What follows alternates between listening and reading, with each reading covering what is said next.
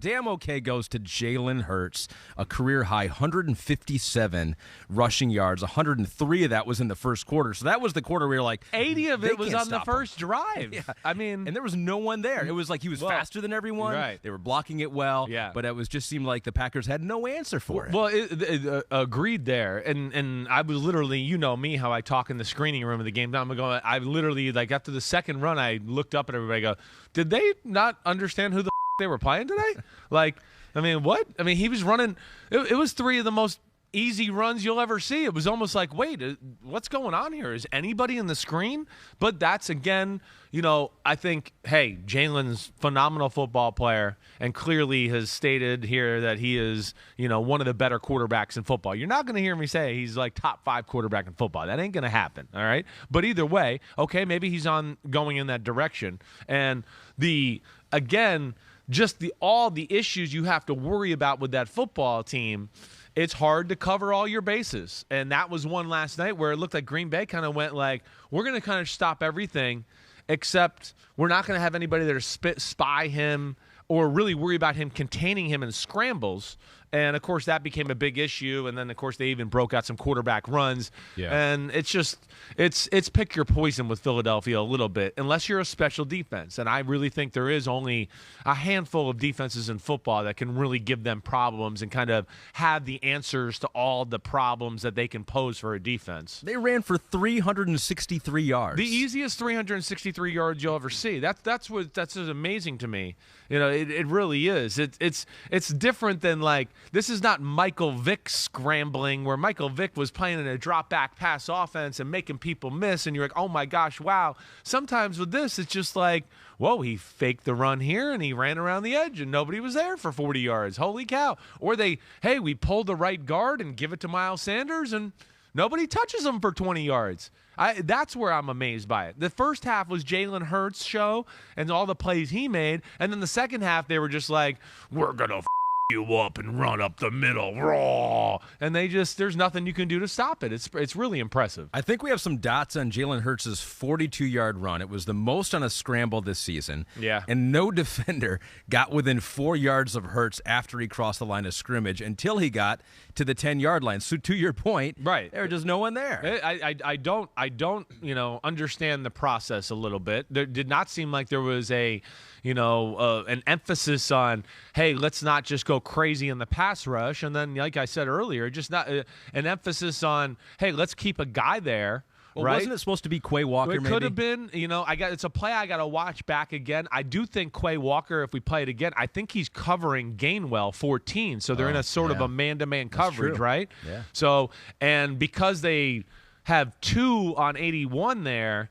that's where you probably could have finagled a way to get a quarterback. When you play man-to-man in this type of defense that you see here, you should be able, right, to have a guy and play quarterback spy. Well, I'm going to watch this one more time because I'm pretty sure it was a 5-man rush too. And you know me, that's why I'm not a huge fan of the 5-man rush always. Yeah, I'm correct. It was a 5-man rush to where, yes, that's a guy that you could have had there waiting for him. There was a lack of a plan there altogether, but It's hard to have a plan for Philadelphia.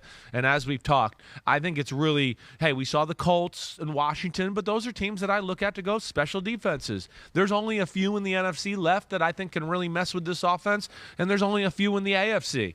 So that's where it'll get interesting. But the Eagles, the offense, everything they do, it's amazing. And really, I think the thing maybe to look at if we want to beat the Eagles or look at little cracks in the armor and all that, it is the defense. The defense, it's good, but I don't sit here right now and think, ooh, wow, it's like the most dominant force in football. The statistics are really good. It's hard to argue. They've played a favorable schedule, as we've talked about, with offenses and stuff, but I don't get the sense that it's a dominant defense. I don't feel that way when they're on the field. And Gardner Johnson went out. Oh, I know. That game. Did not look good. Didn't look good. I wonder what that is there. I know. Looked like a rib injury. Rib. He was stunned right away. I always think of spleen whenever I see somebody get hit like that. He kind of got like a hip right right in that area. But Eagles make plays. That's the other thing they do. Even though their defense might give up yards, they're very opportunistic. We know that. They're one of the league leaders in interceptions and forced fumbles and all of those things as well.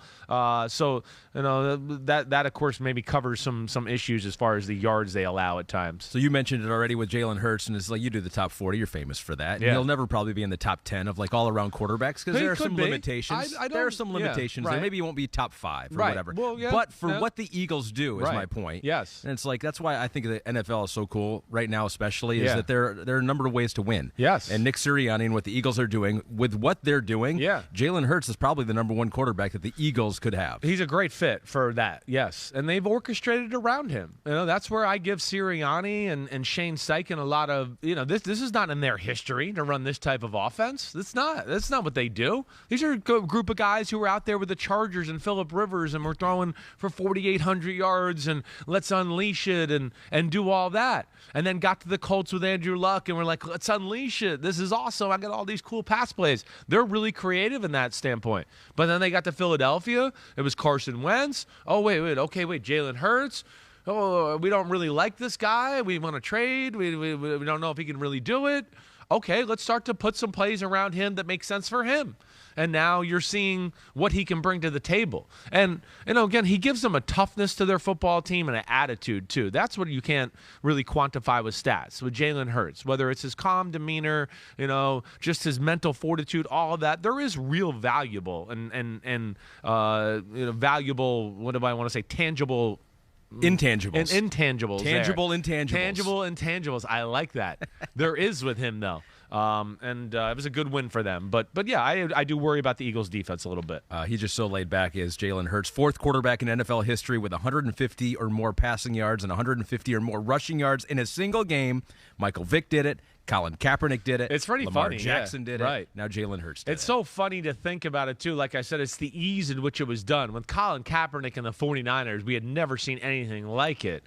And I guess now, just to see quarterbacks run for 100 yards, we see it so often it doesn't really pop as much. So yeah, to lead their team in rushing is not that big of a deal anymore. right? Yeah. Right. It's I guess 150 is a different stratosphere. Really, you might have quarterback that runs for 100, 110, 120, but 150 is a different stratosphere. And like I said, again, the bind they put you in with having to play man to man and do that with A.J. Brown. His ability to throw the ball, he's great at, as I've always said, go routes, back shoulders, right? Like the touchdown we saw right before the half, I believe, to Quez Watkins. Is that the one I'm thinking about? I think it was on the right sideline.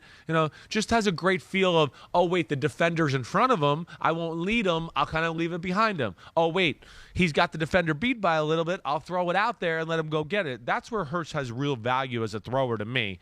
But I will say, there's still throws with him and things where I go, if they got to play the 49ers, if they got to play the Cowboys again, and they slow down some of those other things, and now, hey, you got to jam a ball into a cover 2 window and do I sit here and go, oh, don't worry, he's going to pass that test with flying colors this year? No. And I know I'm not alone in that thought. Yeah. I know a lot of people don't want to say it. People are scared to talk about Jalen Hurts, but just one thing that I certainly look at to evaluate as we go here. Yeah, probably not every game they're going to run for 363 yards, which is the most in the franchise history since 1948, and we all know how good that team was in 1948. Yeah, I mean, how could you forget the 48 Eagles? How could you forget it? Yeah, the brotherly love bruisers, I think they were called back in the day. They're just the bruisers. They didn't run over everyone. They won the championship that year, Pete says. Wow. He's a historian. Wow. He is a historian. It's amazing, and I've never seen a team rush for over 350 yards and make it look so easy in my life. Hi, I'm Mike Tirico, and thanks for watching. Make sure to hit subscribe for the latest news and highlights from NBC Sports.